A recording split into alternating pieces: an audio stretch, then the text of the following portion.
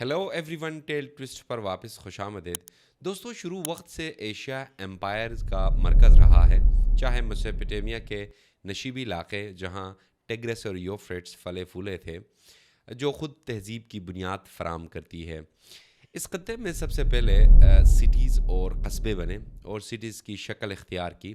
اسی طریقے سے ان میں جو سر فہرست ہے وہ زراعت ہے، ایگریکلچر ہے. پانی کی زیادہ مقدار اور اس سے حاصل ہونے والی ہائیلی سسٹمائزڈ ایگریکلچر ڈیولپمنٹ، جو کہ پرشین گلف سے میڈیٹرین کوسٹ تک پھیلا ہوا تھا.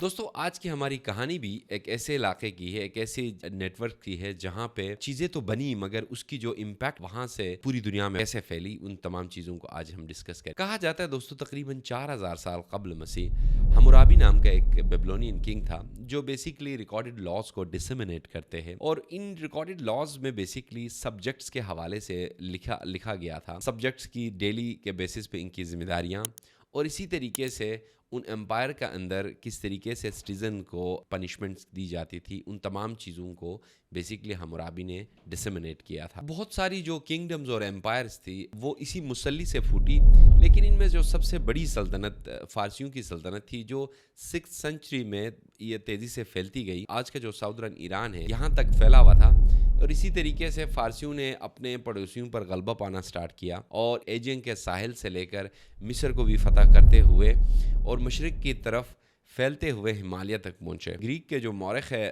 ہیروڈوٹس، وہ کہتے ہیں کہ پرشینز کی جو کامیابی ہے اس میں سب سے بڑا ریزن وہ کہتے ہیں کہ ان کی اوپننس تھی. وہ لکھتے ہیں کہ فارسی بہت جلدی ہی مختلف رسم و رواج، مختلف کلچرز کو اڈاپٹ کرتے تھے، اور اسی ان کی جو اوپننس کی وجہ سے بیسیکلی ان کو مختلف کنگڈمز، مختلف علاقوں پہ غلبہ پانے میں بیسیکلی مدد ثابت ہوئی. اور یہی ریزن تھا کہ فارسیوں نے اسی اوپننس کی وجہ سے ایڈمنسٹریٹو سسٹم کو بنایا. ایڈمنسٹریٹو سسٹم کو بنانے کا مقصد بھی یہی تھا کہ کسی طریقے سے ان کا جو امپائر تھا اس کو مینیج کر سکے، اور سسٹمیٹکلی اس امپائر کو چلانے کے لیے وہ ایک پورا کا پورا ایک سٹرکچر ڈیولپ کرتے ہیں.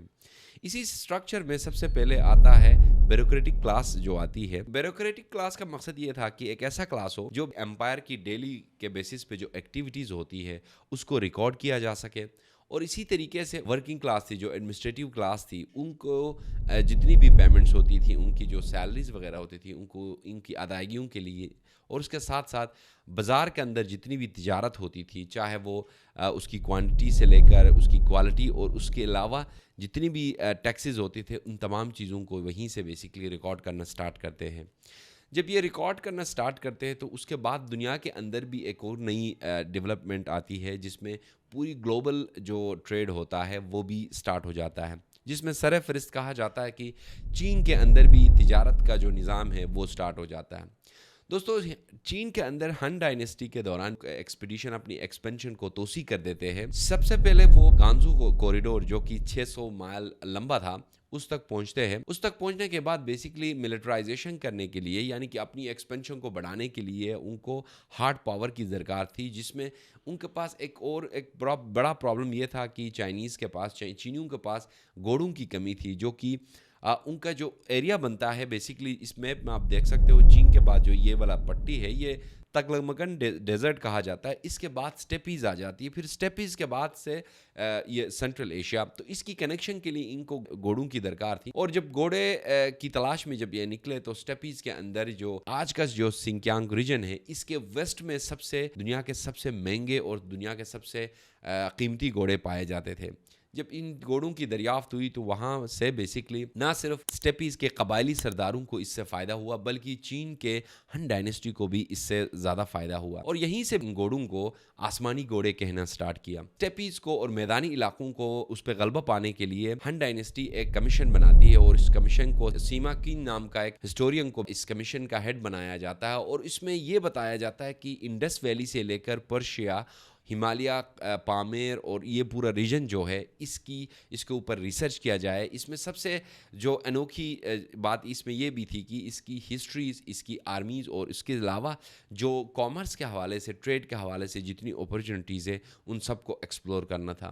جب یہ کمیشن کمپلیٹ ہوتا ہے یا جب یہ اپنا جو رپورٹ ہوتا ہے وہ جب ہن ڈائنسٹی کو پیش کرتے ہیں تو اس کے بعد سے ایک آئیڈیا بیسکلی وہ کوئن کرتے ہیں. چین بیسکلی جتنے بھی میدانی علاقے تھے, اسٹیپیز کے جو علاقے تھے, ان کو ٹریبیوٹ پیش کرتی ہے. شروع دن سے نومیڈک جو ٹرائبس تھے سینٹرل ایشیا اور اسٹیپیز کے اس علاقے میں, یہ بہت باربیرین تھے. یہ بیسکلی تجارت کرنے نہیں دیتے تھے, اور جو آس پاس کے لوگ کہیں سے اگر آتے بھی تھے تجارت کے حوالے سے تو وہ ان کو پلنڈر بھی کرتے تھے. تو اس کو پیس میں کنورٹ کرنے کے لیے نیگوسیشنز کرتے ہیں. نیگوسیشنز کرنے کے بعد ٹریبیوٹ کا ایک کلچر انٹروڈیوس کرتے ہیں. اس میں سر فہرست دوستوں کپڑے تھے, سلک تھا, اس کے علاوہ پیپر کے پروڈکٹس بھی تھے. تو اسی طریقے سے یہیں سے بیسکلی آغاز ہوتا ہے ٹریڈ کا, اور یہی پوائنٹ تھا جس پہ بیسکلی سلک روٹ کا انیشیٹ ہوتا ہے. چائنا بیسکلی یہاں سے انیشیٹ کرتی ہے. سلک روٹ کا جو ورڈ ہے وہ بیسکلی جرمن ایک جغرافر تھے فرڈیننڈ, وہ بیسکلی اس ورڈ کو کوئن کرتے ہیں ارلی 19 سینچری میں. اس کے بعد سے یہ مشہور ہو جاتا ہے. بٹ ایک اور بھی خاص بات یہ ہے کہ یہ ایک روڈ نہیں تھا, بلکہ اس میں بہت سارے نیٹ ورکس موجود تھے. سلک روٹس کے بہت سارے نیٹ ورکس موجود تھے جو کہ سینٹرل ایشیا سے بھی گزرتے تھے, اور اسی طریقے سے کراکرم اور ہمالیہ سے ہوتے ہوئے سب کانٹیننٹ میں بھی آتے تھے. یہی دور تھا, یہاں سے بیسکلی سلک روٹس کا انعقاد ہوتا ہے, انیشیٹ ہوتا ہے, اور اس کے بعد سے یہ تقریباً اوٹامن امپائر تک یعنی کہ 15 سینچری تک یہ سلسلہ جاری رہتا ہے. اب مزے کی بات اس میں ایک اور بھی ہے کہ پاکستان کے اندر بھی آج کا جو پاکستان ہے اس کو بھی سلک روٹ کنیکٹ کرتا ہے بیسکلی چین, اور چین کا جو فرسٹ جو ویلی ہے وہ قراقرم ریجن کے اندر ہنزا ویلی, وہاں سے بیسکلی یہ پورا روٹ سٹارٹ ہو جاتا ہے. پاکستان کے اندر 2017 میں ایک ڈان نیوز میں ایک ہیڈ لائن چھپتی ہے, اور اس میں بیسکلی بتاتے ہیں کہ سلمان راشد نام کا ایک رائٹر ہوتا ہے, وہ بتاتے ہیں کہ ہنزا کے اندر یا پاکستان کے اندر جو سلک روٹ کا جو ایک کانسیپٹ ہے یا سلک روٹ کا ٹریڈ کا جو نیٹ ورک ہے وہ کہتے ہیں کہ یہاں سے نہیں گزرتا تھا. اس سے ہوتا یہ کہ ہسٹوریکل جو ٹاپکس ہوتی ہے یا جو ہسٹوریکل انفارمیشن جو ہوتی ہے اس پہ ہم کوئی خاص قسم کا اوپینین نہیں بنا سکتے, اپنے مرضی کا اوپینین نہیں بنا سکتے. جو فیکٹس ہے ان فیکٹس کو اسٹڈی کرتے ہوئے فیکٹ بتانے پڑتے ہیں. جناب نے تو اس ہسٹری کی جو لمیٹیشن ہے اس کو بہت ہی کم کر دیا, اور جس کے بیسس پہ یہ مس انفارمیشن اور ڈس انفارمیشن سٹارٹ ہو جاتا ہے. حالانکہ ایسا نہیں تھا کہ سلک روٹ کوئی ایک ہی روٹ تھا جو کہ چین سے نکلتا تھا اور جناب گریک یا روم تک پہنچتا تھا, میڈیٹیرین سی تک پہنچتا. ایسا نہیں, ڈفرینٹ روٹس تھے اس کے, اور ڈفرینٹ روٹس شروع میں تکلمن ڈیزرٹ سے ایون آپ تکلمکن ڈیزرٹ پہ پہنچتے ہو تو وہاں سے دو بیسکلی راستے نکلتے, ایک جنوب کی طرف ایک شمال کی طرف, اور دونوں راستوں کا ایک ہی سنگم پہ پہنچتے ہیں جو کہ کاشغر جو ان کا سنگم تھا اس پر پہنچتے ہیں. اس کے بعد جو کاشغر کا جو علاقہ ہوتا ہے وہ بیسکلی پامیر, ہمالیہ اور ہندوکش اور تیان شان جو ماؤنٹین ہے چائنا کا, اس تمام چیزوں کو یہیں سے کنیکٹ کرتا ہے. تو یہ جناب کہتے ہیں کہ بیسکلی سلک روٹ کا جو روٹ تھا وہ بیسکلی ہنزا سے نہیں تھا. تو شروع دن سے چین ہن ڈائنسٹی کے دوران سے جب سے چینیوں نے یہ ایکسپلوریشن سٹارٹ کی تو ہر جگہ سے بیسکلی وہ ٹریڈ نیٹ ورک سٹارٹ کرتے تھے. اگر نومیٹرک ٹرائبس ان کو ٹریبیوٹ کے بدلے پیس آفر نہیں کرتی تو obvious ہے ان کا پرماننٹلی جو روٹ ہوتا ہے یہ قراقرم اور ہمالیہ والا ہوتا ہے جو کہ سب کانٹیننٹ سے گزرتے ہوئے میڈیٹیرین تک پہنچتا. سو دوستو یہ تھی بیسکلی انٹروڈکٹری سلک روٹ کا حوالے سے. ہم اگلی یہ ایک پورا سیریز آئے گا جس میں ہم بہت سارے اس میں جو سلک روٹ کے حوالے سے جو متس ہے اس کو ہم ایکسپلور کرتے رہیں گے.